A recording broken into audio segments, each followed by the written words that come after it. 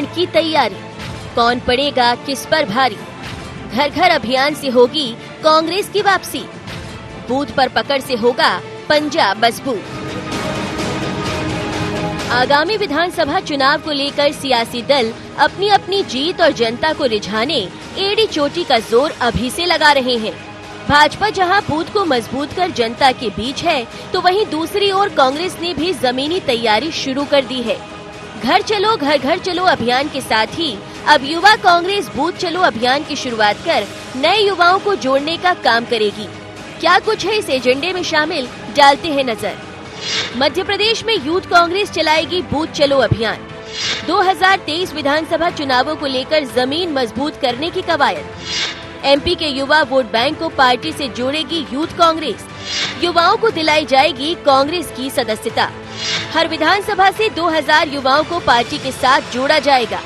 MP में युवा कांग्रेस ने रखा 3 लाख सदस्य बनाने का लक्ष्य। यूथ कांग्रेस बेरोजगारों को लेकर भी प्रदेश में करेगी आंदोलन। जनता से जुड़े मुद्दे और बेरोजगारी पर आंदोलन। स्वास्थ्य शिक्षा का मुद्दा किया जाएगा शामिल। बूथ चलो अभियान एक बहुत महत्वाकांक्षी अभियान है, जिसको लेकर आज हमने प्रेस कॉन्फ्रेंस रखी और जिसका आज लॉन्चिंग हुआ है। इसमें हमारा उद्देश्य है कि मध्य प्रदेश का 70% जो जनता है, जो वोटर है, वो युवा है और उस तक पहुंचने के लिए हमने पूरे युवा कांग्रेस ने कमर कसी है। जो घर घर चलो अभियान है, उसके ही साथ में बूथ चलो अभियान के माध्यम से हम युवाओं को बूथ, सेक्टर, मंडल तक मजबूती प्रदान करने का काम करेंगे। कोशिश ये रहेगी कि जिस तरह से हमने जो पहले 1 बूथ और 5 यूथ का कार्यक्रम शुरू करा था और जिसमें आपको बताते हुए मुझे खुशी होती है कि मध्य प्रदेश के 65,000 बूथों में से हम 9,000 बूथों पर अपनी युवाओं को खड़े करने में सफल रहे हैं और लगातार इस बूथ चलो अभियान के माध्यम से हम बाकी युवाओं को और बाकी बूथ पर काम करना जल्दी शुरू कर देंगे। घर घर चलो अभियान की जिम्मेदारी के साथ ही युवा कांग्रेस के पदाधिकारियों को जिम्मेदारी दी जाएगी। इतना ही नहीं, 1 बूथ पर 5 यूथ की रणनीति बना कांग्रेस आगे बढ़ रही है। वहीं कांग्रेस की इस तैयारी पर भाजपा तंज कस रही है। उसकी माने तो कांग्रेस के पास न नेता है और न ही नीति। देखिए, किसी भी संगठन के कार्यक्रम की सफलता इस बात पर निहित होती है कि उसका नेता कौन है, उसकी नीति क्या है और उसकी नीयत क्या है। कांग्रेस के पास ना नेता है, ना नीति है, ना नीयत है। भारतीय जनता पार्टी के विचार के पोषण के लिए राजनीतिक क्षेत्र में काम कर रही है। हमारा संगठन मध्य प्रदेश के गांव-गांव, मध्य प्रदेश के हर बूथ तक है। कुल मिलाकर देखें तो दोनों दल बूथ को मजबूत कर यूथ को टारगेट कर रहे हैं। बीजेपी जहां योजनाओं के सहारे जनता के बीच खूबियां गिना रही है, तो वहीं कांग्रेस सरकार की खामियों के साथ अपने वादों को लेकर जनता को रिझाने की जुगत में है। लेकिन देखना होगा कि क्या बूथ पर यूथ के उतरने से पंजा मजबूत हो पाएगा। Bureau report, IND 24।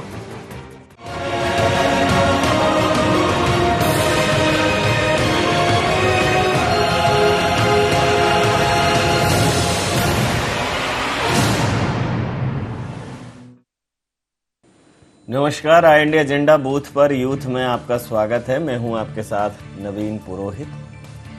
चर्चा को विस्तार देंगे, उसके पहले IND एजेंडा के मुख्य बिंदुओं की तरफ एक निगाह डालते हैं।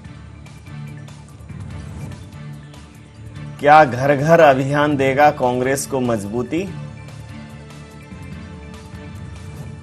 क्या बूथ पर यूथ के जरिए पूरा होगा सत्ता वापसी का सपना? क्या कांग्रेस जीत पाएगी युवाओं का विश्वास? क्यों भारतीय जनता पार्टी ने उठाए कांग्रेस की नीति पर सवाल? नमस्कार, इन्हीं सवालों के साथ चर्चा में आप सबका पुनः स्वागत है। मध्य प्रदेश में भारतीय जनता पार्टी पहले से ही बूथ विस्तारक योजना पर काम कर रही है, जिसमें उन्होंने एक नया कॉन्सेप्ट प्रारंभ किया है कि बूथ पर त्रिदेव होंगे, बूथ के अध्यक्ष, बूथ के महामंत्री और बूथ का जो एजेंट होगा, बूथ लेवल एजेंट, वो तीनों लोग एक बूथ पर काम करेंगे और उनको एक यूनिक आइडेंटिफिकेशन नंबर दिया जाएगा। बूथ डिजिटलाइज करने की तैयारी है। तो कांग्रेस उसके बनिस्बत घर घर चलो अभियान लाई थी, लेकिन अब कांग्रेस ने भी बूथ को फोकस किया है, बूथ पर यूथ। बूथ चलो अभियान ये एक योजना लेकर आए हैं। पहले बूथ पर यूथ एक योजना थी, तो उसमें उन्होंने बताया कि 65,000 में से 9,000 बूथों पर कांग्रेस पहुंच पाई है। अगर तुलनात्मक रूप से देखें तो ये कम है, 9,000 बूथ बचने चाहिए थे तो काम हो पाता। अभी 1 साल है, बहुत प्रयास करने हैं कांग्रेस को हर बूथ पर पहुंचने के लिए, लेकिन भारतीय जनता पार्टी कह रही है कि हमारी कॉपी है, उनके पास न नीति है, न नेता है, न नियत है। वस्तुतः वो अब चूंकि विपक्ष हैं और भारतीय जनता पार्टी को इतना सक्रिय देख रहे हैं तो कुछ तो करना है। हालांकि बहुत सामान्य से ट्रॉलियों पर, चाट के ठेलों पर, खोमचों पर ये लिखा होता है कि नकल हमेशा होती है, बराबरी नहीं। तो जिस प्रकार से लड़की हूँ लड़ सकती हूँ को कॉपी कांग्रेस ने की, भारतीय जनता पार्टी ने किया था कांग्रेस के इस नारे को कि लड़की हूँ पढ़ सकती हूँ, वो उतना इम्पैक्टफुल नहीं रहा, उतना प्रभावशाली नहीं रहा। वैसे ही अब कांग्रेस बूथ पर फोकस कर रही है, तो मुझे लगता है कि बूथ वाले पर्टिकुलर स्टेप को भारतीय जनता पार्टी पहले उठा चुकी है, तो निश्चित रूप से उतना प्रभावशाली नहीं रहेगा। लेकिन घर चलो घर घर चलो के साथ बूथ चलो अभियान भी है, मतलब घर पे जाओ, बूथ पर जाओ। कुल मिलाकर जनता के बीच में कांग्रेस पहुंचने की कवायद कर रही है। इन्हीं मुद्दों पर करेंगे चर्चा। हमारे साथ चर्चा में शामिल हैं राजपाल सिंह सिसोदिया जी, प्रवक्ता हैं, वरिष्ठ प्रवक्ता हैं भारतीय जनता पार्टी के। अवनीश बुंदेला जी, वरिष्ठ प्रवक्ता कांग्रेस के हमारे साथ हैं। वरिष्ठ इसलिए कहता हूं कि मैं पिछली सरकारों के कार्यकालों में भी मैं आपको प्रवक्ता देख चुका हूं, इसलिए वरिष्ठ लगाना जरूरी हो जाता है। धन्यवाद। अनिल श्रीवास्तव साहब निस्संदेह अनडाउटली वरिष्ठ पत्रकार हैं और मैं आप सबका होस्ट नवीन पुरोहित। तो सीधा सवाल अवनीश जी आपसे, ये जो बुंदेले हरबोलों के मुंह जो कहानी सुन रहे हैं वो रिपीटेशन हो रहा है, कॉपी हो रही है। सर रिपीटेशन, ना तो रिपीटेशन हो रहा है नवीन जी, ना कॉपी हो रही है। देखिए, जैसा आपने देखा कुछ समय पहले कमलनाथ जी ने पूरे कार्यकर्ताओं की, पूरे पदाधिकारियों की एक बैठक बुलाई तो कहा था कि अब जाग जाओ, 18 महीने हैं और हमें मेहनत करना। उसी दिन घर घर चलो अभियान की भी शुरुआत कर दी गई थी। तो उसके बाद आज यूथ कांग्रेस ने भी एक बीड़ा उठाया है कि हर बूथ पर यूथ। देखिए नवीन जी क्या होता है, देखिए जब आप चुनावी समर में जाने के लिए तैयार होते हैं तो उसके पहले मुझे लगता है सारी तैयारी करना वाजिब है। बाकी हम एक मानते हैं कि जैसे सत्ताधारी दल जो है, सत्ताधारी पार्टी भाजपा जो है, तो नवीन भाई, तो मुझे ऐसा लगता है कि वो तो सदैव 5 साल चुनावी मोड में रहती है, क्योंकि जनहित की तो कहीं उनकी तरफ से बात होती नहीं है। वो तो सदैव ही मेरा पार्टी, मेरी संगठन, मेरा दल, इस पर ही काम करते। कभी ये बात नहीं कहते कि मेरी जनता का महंगा डीजल पेट्रोल, ये सब बातें नहीं करते। वो सिर्फ बात करते मेरा दल, मेरा संगठन, मेरा कैडर, इसकी बात करते नवीन भाई। बाकी एक बात आप समझें, यूथ कांग्रेस ने अगर एक बीड़ा उठाया है तो मैं इसका एक दूसरा पक्ष भी आपको बताना चाहूँगा नवीन जी, कि हमारे यहाँ जो यूथ कांग्रेस का जो संगठन है वो लोकतांत्रिक तरीके से चुनकर आता है। तो अगर आप देखें विक्रांत भूरिया जी ने भी अगर कोई बीड़ा उठाया, विक्रांत भूरिया जी को 60,000 वोट मिले हैं और वो चुनकर आए हैं। तो इससे साबित होता है नवीन जी कि ऑलरेडी जो हमारे जो यूथ कांग्रेस का संगठन है वो जमीनी संगठन है। ऐसा नहीं है कि किसी के द्वारा भी बनाकर थोप दिया गया कि फलाने भाई साहब का, ढिकाने भाई साहब का खास आदमी था, उसको उठा के हमने प्रदेश अध्यक्ष बना दिया। ऐसा हमारा नहीं है। आप देखें प्रदेश अध्यक्ष निशाना किस तरफ है भाई साहब? मैं तो भाई साहब एक ही चल रहे हैं अभी वर्तमान में सामने, ढिकाने भाई साहब। वहां क्यों भाई साहब ही चलते ना, सिंधिया जी भी जाके महाराज थे नवीन भाई, वो भी भाई साहब हो गए। तो मेरे कहने का तात्पर्य ये है, आप क्या महाराज चलते?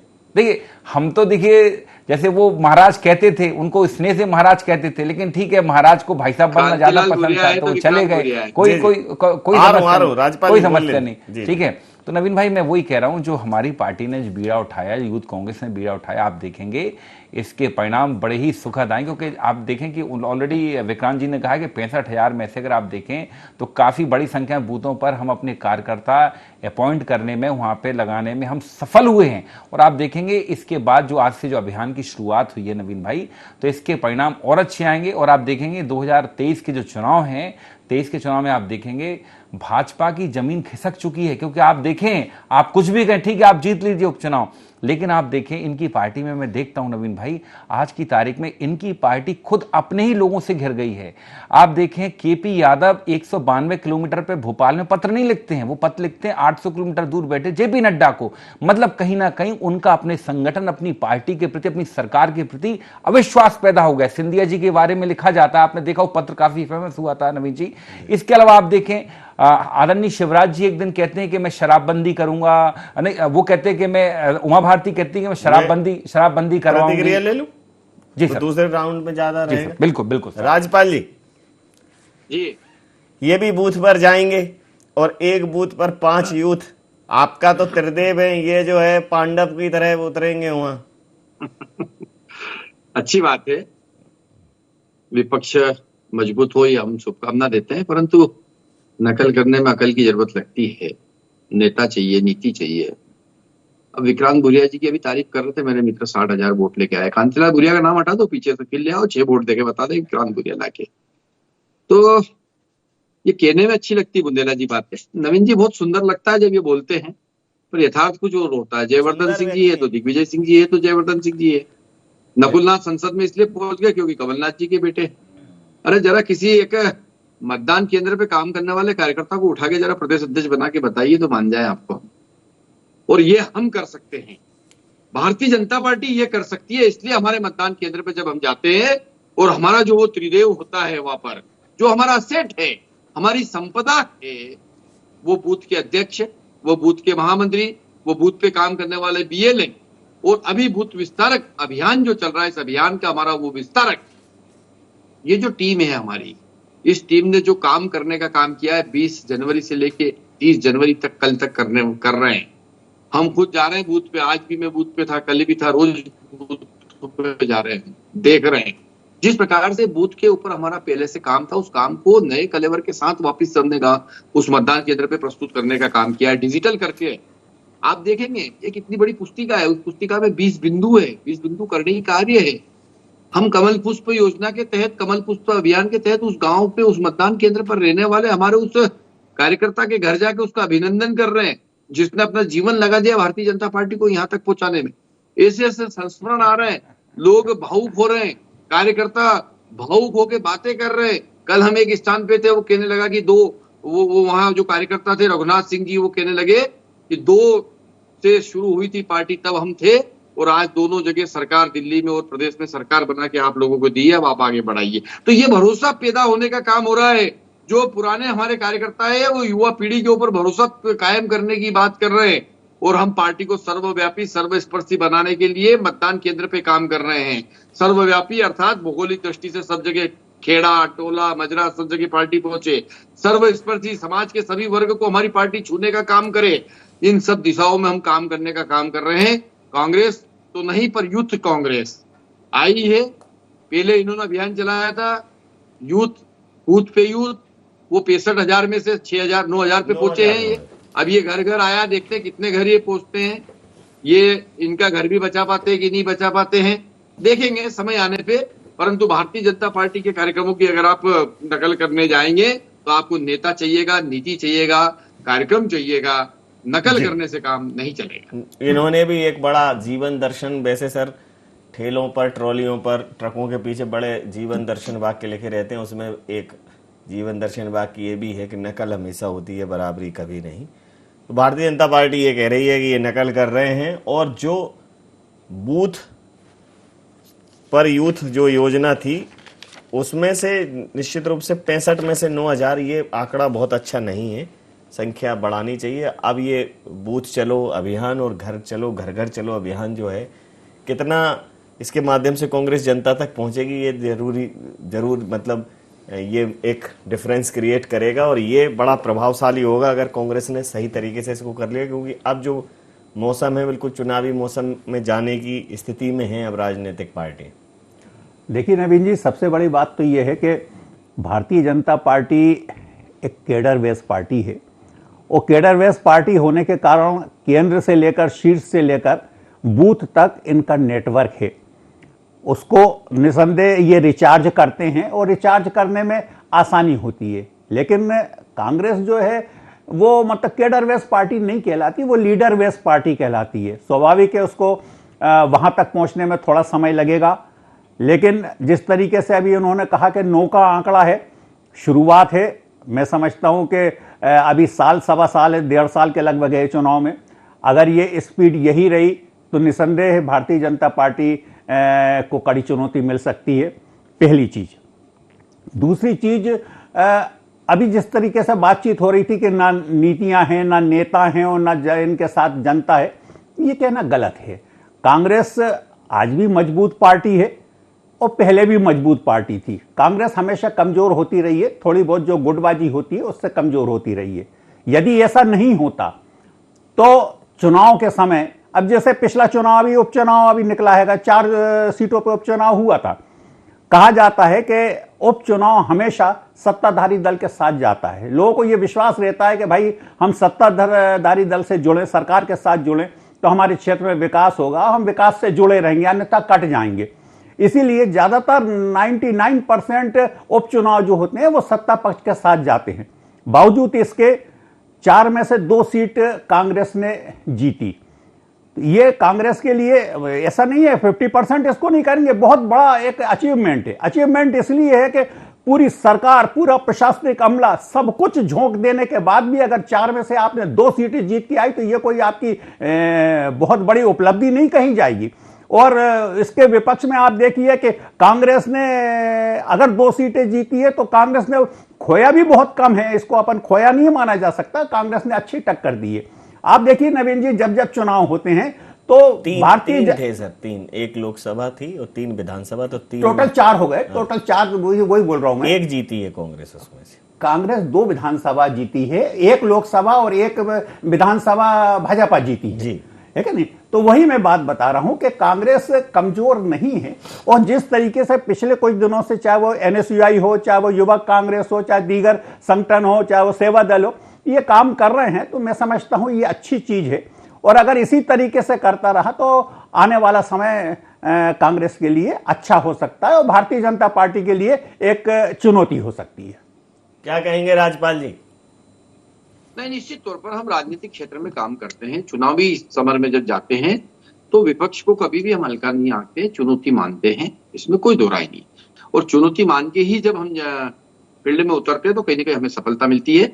और चूंकि मध्य प्रदेश में 2 दलीय व्यवस्था है, यहाँ पर सिर्फ भाजपा और कांग्रेस 2 ही राजनीतिक दल है जो यहाँ की राजनीति को प्रभावित करते हैं। तो स्वाभाविक है कि कभी हम विपक्ष में रहे, कभी कांग्रेस विपक्ष में है, अभी हम 18 महीने विपक्ष में थे ही सही।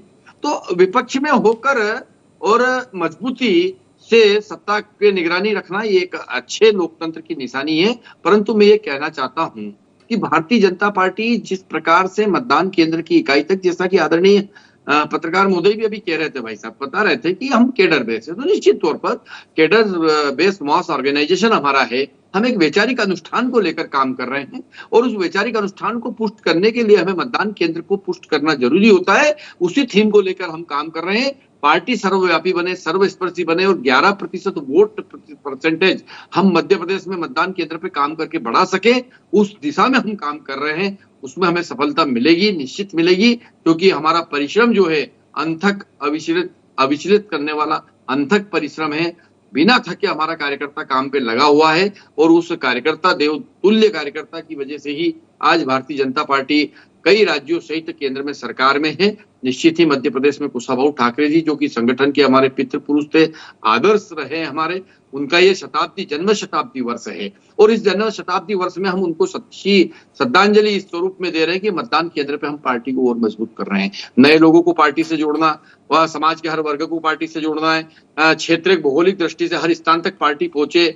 आजकल गाँव में भी बाहर बसावट हो जाती है, खेड़े मजरे टोले बसे हुए हैं, वहां तक पार्टी पहुंचे, हर स्थान तक। ये जो 4 अभी उपचुनाव हुए थे, 4 उपचुनावों में 1 लोकसभा का उपचुनाव था खंडवा में, बाकी रेगांव, जोबट और पृथ्वीपुर, इन तीनों में मेरे को जहां तक मतलब मेरा स्मरण है कि मुझे लगता है कि इसमें 2 में भारतीय जनता पार्टी जीती और 1 में कांग्रेस जीती। तो जी हाँ, 2 जगह 2 विधानसभा और 1 लोकसभा हम जीते हैं 4 स्थानों में, और ये भारतीय जनता पार्टी की जीत रही है और 1 स्थान पर कांग्रेस जीती है, ये बात सही।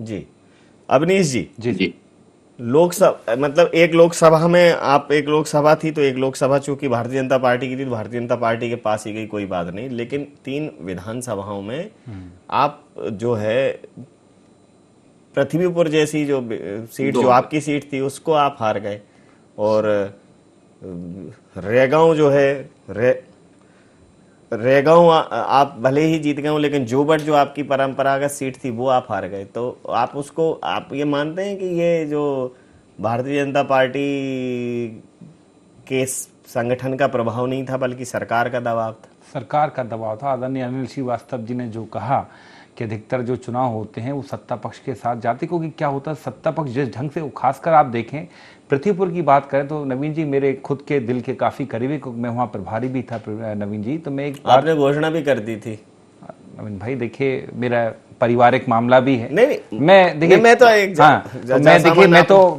पूरे मेहनत कर रहा था, लेकिन ठीक है जिस तरह से सारी घोषणाएं थोड़ी पूरी होती हैं, अपन भी घोषणाएं करते हैं जिस तरह से, लेकिन वो चुनाव लड़ा गया नवीन भाई। अगर आप देखें मुख्यमंत्री कहीं अगर 12 बार होकर आए एक उपचुनाव, 12 बार, सोचे उस समय से लग रहा था कि मुख्यमंत्री जी उनके साथ पूरी सरकार छुट्टी पर है। मुख्यमंत्री पार्टी के कार्यकर्ता नहीं होते, 17 मंत्री, भैया सुन ले राजपाल जी, 17 मंत्री वहां पर थे, कई सारे केंद्रीय मंत्री और करीब 30-40 विधायक। तो आपके पास भी तो इतने लोग थे, आपका विपक्ष को 95-96 विधायक हैं। बात इतनी सी है नवीन जी, मैंने जो शुरुआत में कहा था, ये नहीं होना चाहिए कि बस मेरा संगठन मेरी पार्टी। भाई अगर आप चुनाव लड़ने के लिए, अगर हमेशा चुनावी मोड में रहते हो तो भैया एक काम करो, सरकार से इस्तीफा दो फिर आप। मतलब ऐसे लग रहा है भारतीय जनता पार्टी पिछले कुछ दिनों से नवीन जी, अगर आप देखें मध्य सिर्फ चुनाव लड़ने के लिए, मतलब ये अगर आप देखें वर्तमान में मध्य प्रदेश की जो दुर्दशा है, इसी भोपाल की बात करिए, यहां से आप निकलें तो पूरे में गुलाल उड़ता है सड़कों पर धूल का। अगर आप बात करें नवीन भाई, सड़कें क्यों ठीक नहीं हुई? हर बरसात के बाद सड़कें ठीक होती हैं, लेकिन पिछले 2 साल से अगर आप देखें सड़कें ठीक नहीं हुई। जबकि आप देखें 2018 में जिस ढंग की बारिश हुई थी, उसके बावजूद आप देखें जिस तरह से सड़कें रिपेयर कराई गई थी कमलनाथ जी की राज में, 2019 में आप देखें सड़कें खराब नहीं हुई, वो ही सड़कें आज तक चल रही। मेरा सिर्फ प्रश्न इतना है, आप चुनाव लड़िए, लेकिन जिस ढंग से आप चुनाव लड़ते हैं, कहते हैं ना, ये बिल्कुल मुगलों की तरह चुनाव लड़ते हैं, साम दाम दंड भेद हर तरह के हथकंडे अपना। नवीन भाई इस तरह के उपचुनाव कभी इस प्रदेश में, देश में देखे नहीं गए। आप मानते हैं कि मुगलों के लड़ने का तरीका ठीक नहीं था? मैं खुद ही, मैं आपको बता दूं नवीन भाई, मैं ये पूछ रहा हूं, आप ये मानते हैं कि मुगलों के लड़ने का तरीका ठीक नहीं था? मुगल आक्रांता थे। देखिए बिल्कुल, देखिए जिस तरह से वो चुनाव लड़ते, जिस तरह से वो युद्ध लड़ते आए हैं, कहीं ना कहीं आप देखें पृथ्वीराज चौहान को, वो भी जिस तरह से हारे हैं, अगर आप चाहे और भी कई सारे जो हमारे योद्धा जो हारे, कहीं ना कहीं उसमें कहते ना साम दाम दंड भेद छल बल जो सब रहता है। तो मैं भाई नवीन भाई उस जो इतिहास के पन्नों में जाना नहीं चाहता, लेकिन मैं अगर बात कहूं, अगर भारतीय जनता पार्टी के अंदर का राजपूत जाग गया। जी जी बोलिए।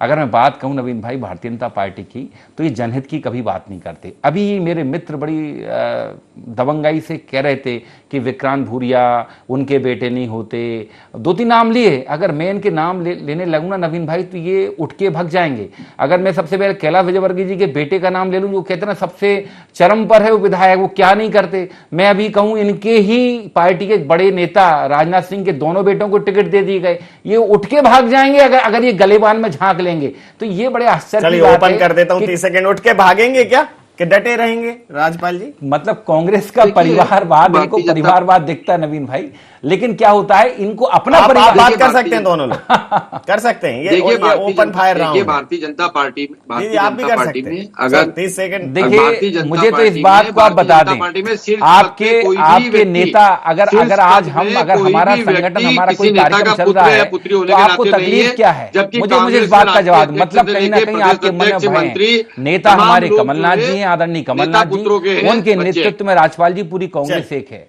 आप चिंता मत पालिए, हमारे पास पर्याप्त नेता है। बूथ विस्तारक योजना 65,000 बूथों पर पहुंचने का लक्ष्य, एक सिस्टम, बूथ अध्यक्ष, बूथ महामंत्री, बूथ लेवल एजेंट, इन लोगों को त्रिदेव की उपाधि और उनको एक यूनिक आइडेंटिफिकेशन नंबर जारी किया गया है। पूरा डिजिटलाइज किया गया है बूथ। और जो आपने कहा मतलब कि कैडर है, तो एक कैडर बनाया है, और Bharatiya Janata party cadre base है तो कैडर बनाया है। ये लीडर बेस पार्टी है तो लीडर के तौर पर कमलनाथ जी हैं, लेकिन वर्तमान समय में कम्युनिकेशन और स्ट्रेटेजी ये सब मायने रखने लगी हैं चुनावों में। आपको क्या लगता है कि जैसा कि खुद मतलब कांग्रेस के अध्यक्ष ने ये कहा कि जाग जाओ, इसका मतलब कहीं ना कहीं सुषुप्त अवस्था में 18 महीने दिन रात एक कर दो।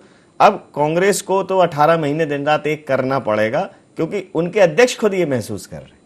देखिए नवीन जी, मैंने अभी हाल कहा कि भाजपा क्योंकि केडर बेस्ड पार्टी है और उसका नेटवर्क हर बूथ तक है, उसको केवल अपने नेटवर्क को रिचार्ज करना है, ज्यादा मेहनत नहीं करना। तो जिस तरीके से डिजिटल उसको बनाया जा रहा है वो एक अच्छी बात है, लेकिन सबसे बड़ी बात यह है कि आने वाले विधानसभा चुनाव में जो 1.5 साल बचा हुआ है, केवल कांग्रेस के मुकाबला नहीं करना भारतीय जनता पार्टी को या प्रदेश की सरकार को। इनको मुकाबला करना है बेरोजगारी से, इनको मुकाबला करना है महंगाई से, इनको मुकाबला करना है ऑक्सीजन की कमी से जो हजारों लोग मारे गए हैं, इनको मुकाबला करना है डॉक्टरों की लूट से कोरोना के मामले में जिस समय कोई नहीं था। इन सबका मुकाबला एंटी इनकम्बेंसी कभी भी विपक्ष के विरुद्ध नहीं रहती, सत्ता पक्ष के विरुद्ध रहती है। तो इनको अकेले कांग्रेस से मुकाबला नहीं करना, इनको इन सारी चीजों से करना है। इन चीजों का इनके पास फिलहाल कोई जवाब नहीं है। मुझे बताएं अगर कोई जवाब हो तो, क्योंकि महंगाई कहां से कहां पहुंच रही है, मुद्रास्फीति की क्या स्थिति है, आर्थिक स्थिति क्या है, लोगों के घर बार बर्बाद हो गए, उसको कहां से ये रिकवर कर पाएंगे, ये समस्या आएगी। जी बिल्कुल, आपने इस महत्वपूर्ण बिंदु की तरफ इनका ध्यान दिलाया। भारतीय जनता पार्टी इस पर ध्यान रखेगी। समय सीमा के चलते मैं ये चर्चा यहाँ समाप्त करूंगा। आप समस्त महानुभावों का बहुत बहुत धन्यवाद, बहुत बहुत आभार। तो मुकाबला होगा ऐसा पहला, जिसमें सिर्फ विपक्ष नहीं होगा, विपक्ष के अलावा जनता के मुद्दे होंगे, महंगाई होगी, बेरोजगारी होगी, कोरोना महामारी में हुए लॉसेस का खामियाजा होगा, और वो सारी घोषणाओं के पूरा होने का भी परिणाम उसमें परिलक्षित होगा जो सरकार ने जनता से की थी। लेकिन इस बार की परिस्थितियां ऐसी अलग हैं कि ये जो सरकार है ये पूरे 5 साल की सरकार नहीं है, ये 1.5 साल की सरकार है, फिर एक 3.5 साल की सरकार है। इस बार गणित कुछ अलग है, इसीलिए मैंने कहा कि मुकाबला होगा, लेकिन इस टाइप का पहला। तो अब इसमें पहले में किसका नहला और किसका दहला चलेगा, ये तो जनता के हाथों में है, क्योंकि ट्रम्प कार्ड अंततः जनता ही है। IND एजेंडा में इतना ही। आप बने रहिए IND 24 के साथ और देखते रहिए IND 24। नमस्कार।